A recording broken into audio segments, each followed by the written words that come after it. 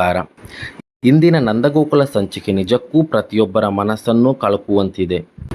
ಒಂದೆಡೆ ನಿರಪರಾಧಿಯಾದ ವಲ್ಲಭ ಪೊಲೀಸ್ ಠಾಣೆಯಲ್ಲಿ ಅನುಭವಿಸುತ್ತಿರುವ ಅಮಾನವೀಯ ಹಿಂಸೆ, ಮತ್ತೊಂದೆಡೆ ತನ್ನ ಮಗನಿಗಾಗಿ ತಂದೆ ನಂದಕುಮಾರ್ ಕಣ್ಣೀರಿಡುತ್ತಿರುವ ದೃಶ್ಯ, ಇನ್ನೊಂದು ಕಡೆ ತನ್ನ ಗಂಡನ ನ್ಯಾಯಕ್ಕಾಗಿ ತಂದೆಯ ವಿರುದ್ಧವೇ ನಿಂತಿರುವ ಅಮೂಲ್ಯ. ಈ ಎಲ್ಲ ಭಾವನೆಗಳು ಇಂದಿನ ಸಂಚಿಕೆಯನ್ನು ಮತ್ತಷ್ಟು ಹೃದಯ ಸ್ಪರ್ಶಿಯಾಗಿಸಿವೆ. ಕೊನೆಯ ಕ್ಷಣದವರೆಗೂ ಕುತೂಹಲವನ್ನು ಉಳಿಸಿಕೊಂಡಿರುವ ಈ ಸಂಚಿಕೆಯಲ್ಲಿ ಒಂದೊಂದು ದೃಶ್ಯವು ಪ್ರೇಕ್ಷಕರ ಕಣ್ಣಲ್ಲಿ ನೀರು ತರುವಂತಿದೆ. ಸಂಚಿಕೆ ಆರಂಭವಾಗುತ್ತಿದ್ದಂತೆಯೇ ಸೂರ್ಯ ತನ್ನ ತಾಯಿಯೊಂದಿಗೆ ಮಾತನಾಡುತ್ತಿದ್ದಾನೆ. ಅವನ ಮಾತುಗಳಲ್ಲಿ ಯಾವುದೇ ಪಶ್ಚಾತ್ತಾಪ ಕಾಣಿಸುವುದಿಲ್ಲ. ಯಾವುದೇ ಕಾರಣಕ್ಕೂ ವಲ್ಲಭ ಜೈಲಿನಿಂದ ಹೊರಬರಬಾರದು, ಅವನು ಜೀವನ ಪೂರ್ತಿ ಜೈಲಿನಲ್ಲೇ ಕೊಳೆಯಬೇಕು, ಅದಕ್ಕಾಗಿ ನಾನು ಏನು ಬೇಕಾದರೂ ಮಾಡುತ್ತೇನೆ ಎನ್ನುವ ಮಾತುಗಳು ಅವನ ಮನಸ್ಸಿನಲ್ಲಿ ಎಷ್ಟು ದ್ವೇಷ ತುಂಬಿಕೊಂಡಿದೆ ಎಂಬುದನ್ನು ತೋರಿಸುತ್ತವೆ. ಕೂಡಲೇ ಚಂದ್ರುವನ್ನು ಕರೆದು ಪೊಲೀಸ್ ಠಾಣೆಗೆ ಹೋಗಿ ಕೇಸನ್ನು ಇನ್ನಷ್ಟು ಬಲಪಡಿಸುವಂತೆ ಸೂಚಿಸುತ್ತಾನೆ.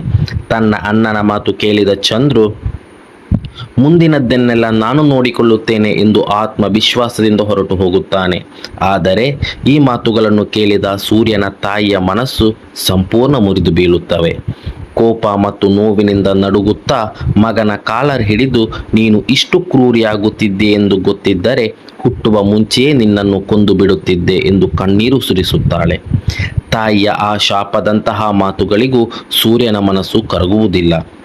ಒಂದು ಮಾತು ಆಡದೆ ಅಲ್ಲಿಂದ ಹೊರಟು ಹೋಗುವ ಅವನ ವರ್ತನೆ ನೋಡಿದರೆ ಅವನು ದ್ವೇಷದ ಅಂಧಕಾರದಲ್ಲಿ ಸಂಪೂರ್ಣ ಮುಳುಗಿದ್ದಾನೆ ಎಂಬುದು ಸ್ಪಷ್ಟವಾಗುತ್ತದೆ.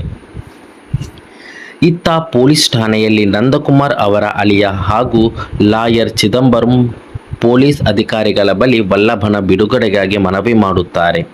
ವಲ್ಲಭ ಯಾವುದೇ ತಪ್ಪು ಮಾಡಿಲ್ಲ, ಅವನನ್ನು ಯಾಕೆ ಹೀಗೆ ಬಂಧಿಸಿ ಇಟ್ಟಿದ್ದೀರಿ ಎಂದು ಪ್ರಶ್ನಿಸಿದರು. ಪೊಲೀಸರು ಮೇಲಿನಿಂದ ಒತ್ತಡ ಇದೆ ಎಂದು ಹೇಳಿ ಕೈಕಟ್ಟಿ ನಿಲ್ಲುತ್ತಾರೆ. ಇದು ಸಾಮಾನ್ಯ ಕಳ್ಳತನದ ಕೇಸ್ ಅಲ್ಲ, ಹುಡುಗಿ ಕಿಡ್ನಾಪ್ ಕೇಸ್. ನಾಳೆ SI ಬಂದ ನಂತರ ಪರಿಸ್ಥಿತಿ ಇನ್ನೂ ಕಠಿಣವಾಗಬಹುದು. ಹುಡುಗಿಯನ್ನು ಕರೆದು ತಂದು ವಲ್ಲಭ ನಿರಪರಾಧಿ ಎಂದು ಹೇಳಿಸಿದರೆ ಮಾತ್ರ ಏನಾದರೂ ಮಾಡಲು ಸಾಧ್ಯ ಎಂದು ಉತ್ತರ ಕೇಳಿದಾಗ ಎಲ್ಲರ ಆಸೆಯು ಕುಸಿದು ಬೀಳುತ್ತದೆ.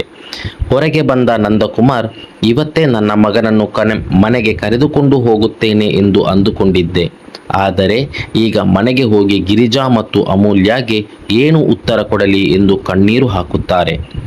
ಆ ಕ್ಷಣದಲ್ಲಿ ತಂದೆಯ ಅಸಹಾಯಕತೆ ಪ್ರತಿಯೊಬ್ಬರ ಮನಸ್ಸನ್ನು ತಟ್ಟುತ್ತದೆ. ಚಿದಂಬರ ಮಾತ್ರ ಇನ್ನೂ ಧೈರ್ಯ ಕಳೆದುಕೊಳ್ಳದೆ, ಇನ್ನೂ ಒಂದು ಅವಕಾಶ ಇದೆ, SI ಬರುವ ಮುಂಚೆ ಆ ಹುಡುಗಿಯನ್ನು ಹುಡುಕಿ ತಂದರೆ ವಲ್ಲಭನ ಜೀವ ಉಳಿಯಬಹುದು ಎಂದು ಎಲ್ಲರಲ್ಲೂ ಭರವಸೆ ಮೂಡಿಸುತ್ತಾನೆ. ಇದಾದ ನಂತರ ನಡೆಯುವ ದೃಶ್ಯವೇ ಇಡೀ ಸಂಚಿಕೆಯ ಅತ್ಯಂತ ಭಾವನಾತ್ಮಕ ಕ್ಷಣ.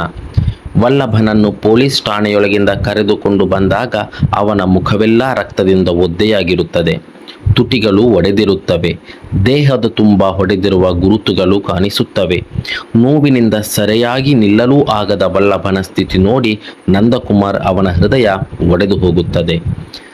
ನನ್ನ ಮಗನನ್ನು ವಿಚಾರಣೆ ಹೆಸರಿನಲ್ಲಿ ಈ ರೀತಿ ಹೊಡೆಯಲು ನಿಮಗೆ ಯಾರು ಅಧಿಕಾರ ಕೊಟ್ಟರು ಎಂದು ಪೊಲೀಸರ ಮೇಲೆ ಕಿಡಿಕಾರುತ್ತಾರೆ. ಲಾಯರ್ ಕೂಡ ಒಬ್ಬ ಆರೋಪಿಯ ಮೇಲೂ ಇಷ್ಟು ಅಮಾನವೀಯವಾಗಿ ಹಲ್ಲೆ ಮಾಡುವುದು ಕಾನೂನು ಬಾಹಿರ ಎಂದು ಪ್ರಶ್ನಿಸುತ್ತಾರೆ. ಆದರೆ ಪೊಲೀಸರು ಮಾತ್ರ ಸತ್ಯ ಹೊರಬರಬೇಕಾದರೆ ನಮ್ಮ ಸ್ಟೈಲ್ನಲ್ಲಿ ವಿಚಾರಣೆ ಮಾಡಲೇಬೇಕು ಎಂದು ಹೇಳುವ ಮೂಲಕ ತಮ್ಮ ಕ್ರೂರತೆಯನ್ನು ಸಮರ್ಥಿಸಿಕೊಳ್ಳುತ್ತಾರೆ. ಅದೇ ಸಮಯದಲ್ಲಿ ಚಂದ್ರು ಪೊಲೀಸ್ ಠಾಣೆಗೆ ಬಂದು ಅಧಿಕಾರಿಗಳೊಂದಿಗೆ ಸ್ನೇಹ ಬೆಳೆಸಿಕೊಂಡು ನಂದಕುಮಾರ್ ಕುಟುಂಬದ ವಿರುದ್ಧ ವಿಷ ಉಗುಳಲು ಆರಂಭಿಸುತ್ತಾನೆ. ಈ ಕುಟುಂಬವೇ ಕ್ರಿಮಿನಲ್ ಕುಟುಂಬ. ತಂದೆ ಕೂಡ ಕಿಡ್ನ್ಯಾಪ್ ಮಾಡಿ ಮದುವೆಯಾದವನು, ಮಗ ಕೂಡ ಅದೇ ದಾರಿಯಲ್ಲಿ ನಡೆದಿದ್ದಾನೆ ಎಂದು ಸುಳ್ಳು ಆರೋಪಗಳನ್ನು ಮಾಡುತ್ತಾನೆ. ಈ ಮಾತುಗಳು ಕೇಳುತ್ತಿದ್ದಂತೆಯೇ ಕೇಶವನ ಕೋಪ ಭುಗಿಲೆದ್ದು ಚಂದ್ರುವಿನ ಕಾಲರ್ ಹಿಡಿದು ಗಲಾಟೆ ಮಾಡುತ್ತಾನೆ. ಒಂದು ಕ್ಷಣ ಪೊಲೀಸ್ ಠಾಣೆಯೇ ರಣರಂಗವಾಗಿ ಮಾರ್ಪಡುತ್ತದೆ. ಇದರ ನಂತರ ಮೀನಾ ಫೋನ್ ಮಾಡಿ ವಿಚಾರ ತಿಳಿದುಕೊಳ್ಳುತ್ತಾಳೆ. ನಡೆದಿರುವ ಎಲ್ಲವನ್ನೂ ಹೇಳಿದ ಅಮೂಲ್ಯ ಯಾರಿಗೂ ತಿಳಿಯದಂತೆ ತಂದೆಯ ಮನೆಗೆ ಧಾವಿಸುತ್ತಾಳೆ. ಅಲ್ಲಿಗೆ ಹೋಗಿ ತನ್ನ ತಂದೆ ಸೂರ್ಯನ ಎದುರು ನಿಂತು, ನನ್ನ ಗಂಡ ಯಾವುದೇ ತಪ್ಪು ಮಾಡಿಲ್ಲ, ನಿಮ್ಮ ದ್ವೇಷ ನನ್ನ ಮೇಲೆ ಇದ್ದರೆ ನನ್ನ ಮೇಲೆ ತೀರಿಸಿಕೊಳ್ಳಿ, ಆದರೆ ನಿರಪರಾಧಿ ವಲ್ಲಭನ ಜೀವನ ಹಾಳು ಮಾಡಲು ನಾನು ಎಂದಿಗೂ ಬಿಡುವುದಿಲ್ಲ ಎಂದು ಧೈರ್ಯವಾಗಿ ಹೇಳುತ್ತಾಳೆ. ಅಮೂಲ್ಯನ ಈ ಮಾತುಗಳು ಸೂರ್ಯಕಾಂತನಿಗೆ ದೊಡ್ಡ ಆಘಾತವಾಗುತ್ತದೆ. ನನ್ನ ಮಗಳೇ ನನ್ನ ವಿರುದ್ಧ ನಿಂತಿರುವುದನ್ನು ಅವನು ಸಹಿಸಿಕೊಳ್ಳಲಾರನು. ಆದರೆ ಅಮೂಲ್ಯ ಅಲ್ಲಿಯೂ ನಿಲ್ಲುವುದಿಲ್ಲ. ವಲ್ಲಭನನ್ನು ಬಿಡಬೇಡಿ ಎಂದು ಚಂದ್ರುವನ್ನು ಪೊಲೀಸ್ ಠಾಣೆಗೆ ಕಳುಹಿಸಿದ್ದೇ ನೀವು. ಈಗ ಒಳ್ಳೆಯವರಂತೆ ನಟಿಸಬೇಡಿ, ನಿಮ್ಮ ನಿಜವಾದ ಮುಖ ನನಗೆ ಗೊತ್ತು ಎಂದು ನೇರವಾಗಿ ಸತ್ಯವನ್ನು ಮುಖಕ್ಕೆ ಹೊಡೆದಂತೆ ಹೇಳುತ್ತಾಳೆ. ಅವಳ ಮಾತುಗಳನ್ನು ಕೇಳಿ ಮನೆಯವರು ಬೆಚ್ಚಿ ಬೀಳುತ್ತಾರೆ. ಇಂದ್ರ ಮಧ್ಯೆ ಬಂದು ಅಮೂಲ್ಯನನ್ನು ತಡೆಯಲು ಪ್ರಯತ್ನಿಸಿದರು. ಇದು ಅಪ್ಪ ಮಗಳ ನಡುವಿನ ಮಾತು, ಮಧ್ಯೆ ಯಾರೂ ಬರಬೇಡಿ ಎಂದು ಅವಳು ಗಟ್ಟಿಯಾಗಿ ಉತ್ತರಿಸುತ್ತಾಳೆ.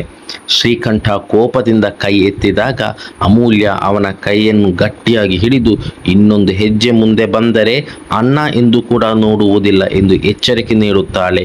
ಕೊನೆಗೆ ತನ್ನ ತಂದೆಯತ್ತ ತಿರುಗಿ, ಇನ್ನು ಮುಂದೆ ನನ್ನ ಗಂಡ ಅಥವಾ ಮನೆಯವರಿಗೆ ಏನಾದರೂ ಆದರೆ ನಿಮ್ಮನ್ನು ಅಪ್ಪ ಎಂದು ಕರೆಯುವುದೇ ಇಲ್ಲ ಎಂದು ಹೇಳಿ ಅಲ್ಲಿಂದ ಹೊರಟು ಹೋಗುವ ದೃಶ್ಯ ಇಡೀ ಸಂಚಿಕೆ ಹೈಲೈಟ್ ಆಗಿ ಉಳಿಯುತ್ತದೆ.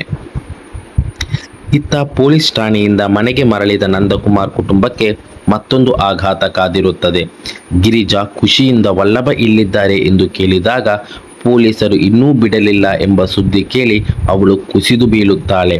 ನನ್ನ ಮಗ ಯಾವ ತಪ್ಪು ಮಾಡಿಲ್ಲ, ದೇವರೇ ನಮಗೇಕೆ ಇಷ್ಟು ಪರೀಕ್ಷೆ ಎಂದು ಎದೆ ಬಡಿದು ಅಳುವ ಗಿರಿಜನ ನೋವು ನೋಡುಗರ ಕಣ್ಣಲ್ಲೂ ನೀರು ತರಿಸುತ್ತವೆ. ಕೊನೆಗೆ ಎಲ್ಲರೂ ನಿರಾಸೆಯಲ್ಲಿರುವಾಗ ಕೇಶವ ಮತ್ತೊಮ್ಮೆ ಪೊಲೀಸ್ ಠಾಣೆಗೆ ಹೋಗಿ ವಲ್ಲಭನೊಂದಿಗೆ ಮಾತನಾಡುತ್ತಾನೆ. ನಡೆದ ಎಲ್ಲ ಸತ್ಯವನ್ನು ತಿಳಿದ ನಂತರ ವಲ್ಲಭ ಹೇಳಿದ ಒಂದು ಪ್ರಮುಖ ಸುಳಿವು ಅವರ ಕೈಗೆ ಸಿಗುತ್ತದೆ. ಆ ಹುಡುಗಿಯನ್ನು ಕೊನೆಯ ಬಾರಿಗೆ ಅಲ್ಲೇ ಇಳಿಸಿದ್ದೆ ಎಂದು ವಲ್ಲಭ ಹೇಳುತ್ತಿದ್ದಂತೆಯೇ ಕೇಶವನ ಕಣ್ಣಲ್ಲಿ ಮತ್ತೆ ಆಶಾಕಿರಣ ಮೂಡುತ್ತದೆ. ನೀನು ಧೈರ್ಯವಾಗಿರು, ಆ ಹುಡುಗಿಯನ್ನು ಹುಡುಕಿ ನಿನ್ನನ್ನು ಖಂಡಿತ ಬಿಡಿಸಿಕೊಂಡು ಬರುತ್ತೇನೆ ಎಂದು ಮಾತು ಕೊಟ್ಟು ಅಲ್ಲಿಂದ ಹೊರಟು ಹೋಗುತ್ತಾನೆ.